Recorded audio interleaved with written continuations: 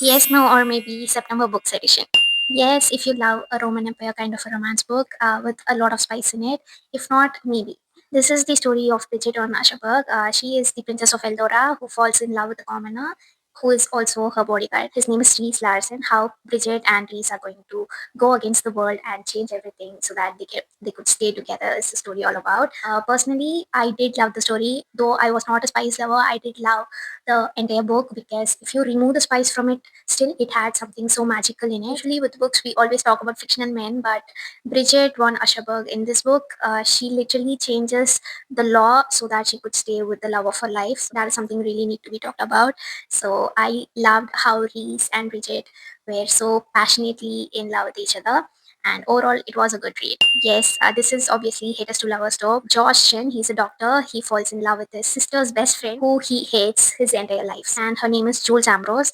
How he ends up falling in love with her is the story all about. Initially, when I completed Twisted Games, I thought that is going to be my favorite book from the entire series. But now I love Twisted Hate a little more than Twisted Games because Twisted Hate was close to reality. I loved Josh and Jules as individuals from the entire series because Jules was so sassy and she was like that brat kind of a girl who can deal with all the male egos just with her sassiness. So I loved Jules as a person. And Josh was the most close to real kind of a man. So I automatically fell for Twisted Hate more than Twisted Games. So yes. Yes, if you love a Daisy marriage of convenience trope where they have this Tom and Jerry kind of bond, no for others. I think this book will work for people who are into Daisy romances. Rest of them, no. Yes, this book talks about a girl who gets lost in the process of making people around her happy. She is ambitious, yet she is heartbroken. She lost the love of her life. She always have felt not acknowledged for her emotions, and which is why she has this detachment issue. And then she moves to a place where she gets to find herself back. And it talks about how healing works for a person who feels detached and disconnected from the world. I think this book will work for anybody who is reading it, so go for it.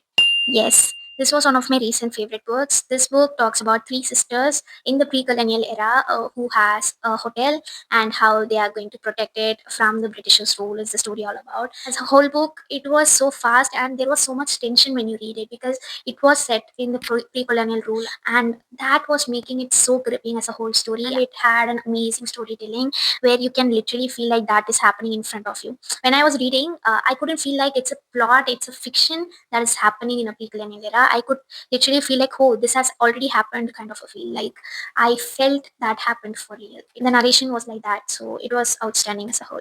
Let me know which was your favorite read of September.